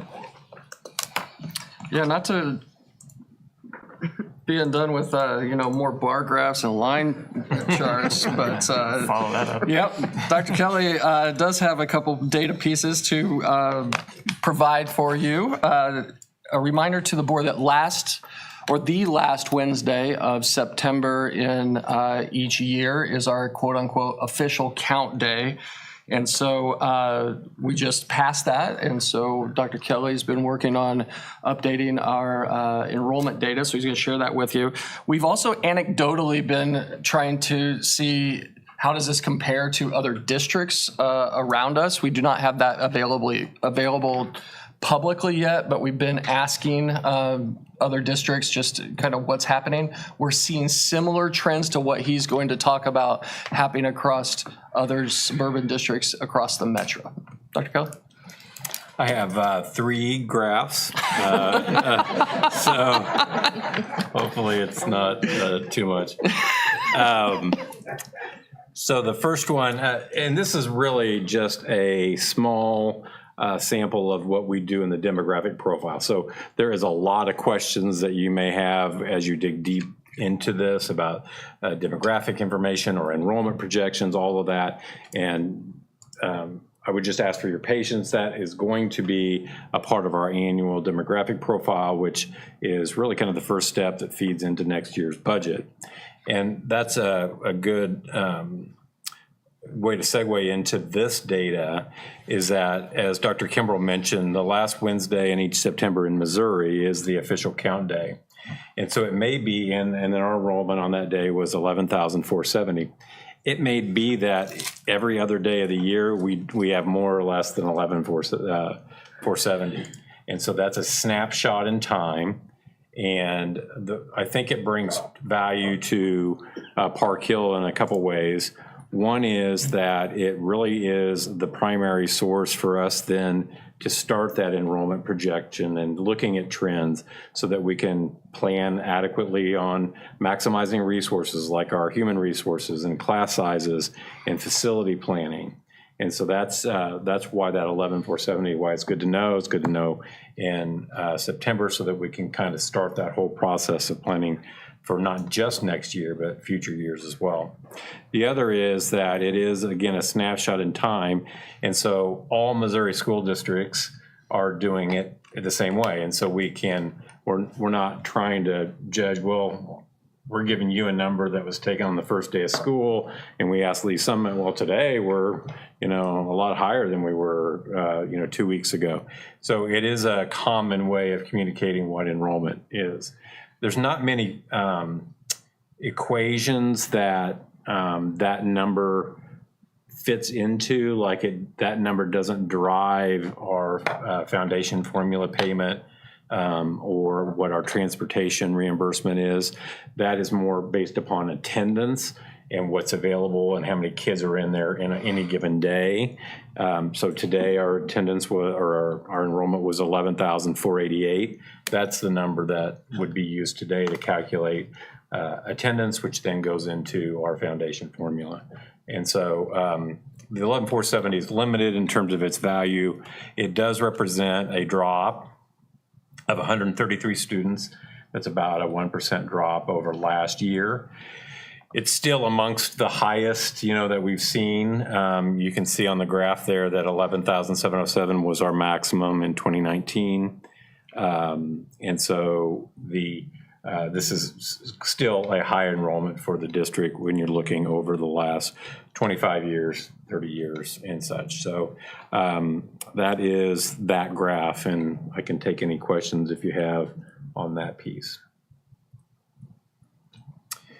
The next two graphs are really talking a little bit more about judging how we did from a budget perspective, and one way to look at that enrollment in a little finer detail would be separating it out by grade level. And so we budget by grade level. We actually also budget by school and grade level, but this is just the grade level data. And one of the things that's highlighted here is where you see the gap. So the gray bars is what I had planned, from an enrollment projection standpoint, and then you can see the actual is in the dark blue. And the biggest gap there between what I anticipated and what actually came in is again in kindergarten. So our kindergartens are consistently underperforming, our kindergarten classes are underperforming our budgeting. And that's a big deal. We staff around my budget number, and so we don't want that to deviate a lot. You can see in other areas we were just very, very close, not a lot of deviation. I highlighted the 11th grade. That's our largest cohort and has been as it moved through over the last 10 years through all the different grade levels, so they're kind of a bubble. And so as they then migrate out, you see that smaller class sizes will over the next 2 or 3 years result in actually our high school enrollments dropping a little bit, so it'll begin to feel the impact of smaller class sizes that occurred before the current year. So that phenomenon of lower kindergarten classes, there's a number of reasons that might be. We'll get more into that in the demographic profile, but this is a performance to budget graph, and so you can kind of see where we had some hits and misses. Okay. Paul, like when you talk about gaps, these are very minor gaps. Like it's really remarkable the projection that you do by grade level. Good job. It's impressive. Thank you. Being too hard. I appreciate your high standard, but By one. Well, and so I think at 4th grade level, I think we missed it by a kid. But so I want to give some credit for that. But kindergarten, I didn't do so great. So, but thank you for your time. A little more challenging is this next graphic, and the reason why I provided this one, first I want to stipulate, this is what I call resident enrollment. So this is really the intention of this graph on this report is to kind of look backwards at how did we do with redistricting. So this is a resident look. So we don't have Lead, we don't have Gerner, and we don't have Russell Jones. They don't have attendance boundaries. They basically serve the entire district. And so that's why they're not on this graph. In the demographic profile, we'll have what's called program enrollment. And so you'll see the Lead students and the Russell Jones students reflected in their buildings. What's happening here is all of those students are at their home school. So it's those students are in this data. It's just that they're in their home school, not at Lead, Russell Jones, or Gerner. So I think this is actually amazing, and this is really a part of the entire redistricting team. If you remember, we had about 5 or 6 goals. One was to establish a clean feeder pattern. Enrollment balance, that was the highest weighted objective of why we even started to redistrict. Of course, Angeline Washington, if we had not redistricted, would have had 0 students at the beginning of this year. So we needed to change that, and so hence we redistricted. But you might remember that one of our objectives is when we were developing the clean feeder system was to do a rebalance at the middle school level. And I think that data is just amazing, and it's more of a tribute to kind of our partnership. You might remember the company called Wolpert, and we had individual there, Karen Jackson, who was running all these numbers for us, and we had all these scenarios that we were running through. And so ultimately, the one that the committee brought to the board and the board approved actually ultimately resulted in a middle school balance in which we are not even 10 students off, maybe 14 students. So very good balance at the middle school level. Of course, as you know, a little more challenging at the elementary level. We're also looking at socioeconomic balance and maintaining subdivisions and minimal changes and lowering the transportation distance. And so that's a little more challenging, smaller sites. On my graphic up here, I don't think you can even see them, but I've highlighted with the feeder pattern. But first I'll talk about the balance at our elementaries. Last year, the gap between the highest and lowest enrolled in school was between Union Chapel and Line Creek. And the difference between the enrollments there with regards to enrollment balance was about 300 kids. So Union Chapel had about 300 more kids than Line Creek. And these have the same number of classrooms. Now, when we add mobile units like we did at Union Chapel, we do enhance that so we can take on more kids. But if enrollment balance was an objective of redistricting, we lowered that gap. And actually now the gap is between Graydon and English Landing. And we took a 300 student gap down to about a 100 student gap. And so I would say that we have done a far better job now post redistricting of having more balanced elementary schools as a result. So I think this is a good result. Those two, English Landing and Graydon, are in the same feeder pattern to Lakeview. That's exactly right. So what I was trying to highlight here, and if I had thought to do this, I should have probably grouped these by the feeder pattern. And so what this actually, the other kind of behind the scenes good news here is that when you take those three elementaries that go together to the next middle, those enrollments are balanced. So your point about Graydon and English Landing, the highest and the lowest in the same triad that go to Lakeview, those groupings, those four groupings are also very consistent if you were to total the enrollments for each of those groups of three that will feed the ultimate middle school. So I think we've got some longevity with these boundaries. That's probably the best possible news, that it doesn't seem like we'll need to do redistricting in the near future. One, because it doesn't look like our enrollment's growing, and two, it looks like the patterns, the boundaries that we established have some longevity in them, so we're not going to end up getting out of whack in the next 5 to 10 years. So I think that's very encouraging. I think that's about all I had. Like I said, this will feed into our bigger demographic profile, where we'll take this data and project out students for future years. It's not really rocket science. I mean, with our kind of plateauing and slightly decreasing enrollments, the models will show us plateaued and slightly decreasing over the next 10 years. That is actually also good news, since we have, we just passed a bond to actually do replacements and enhancements as opposed to building new. And so this is an opportunity for us to be able to do that and use our bonding capacity to begin that, to address the aging facilities and not focus so much on adding for enrollment growth. So I think overall good news in this data.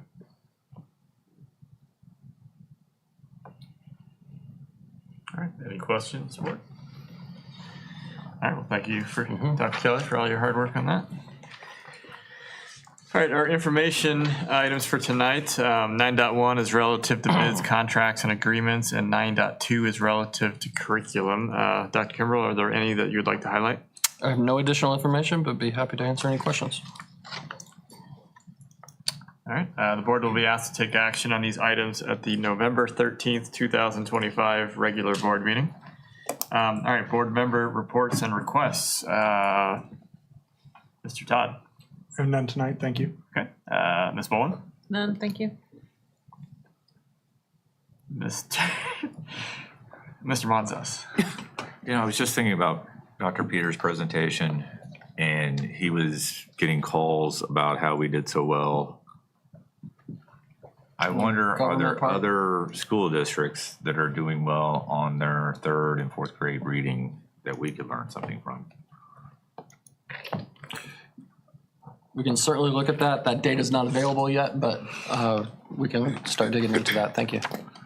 And then I had another, about the 3rd and 4th grade, so from earlier. Got it. Thank you. Okay. Ms. Norris?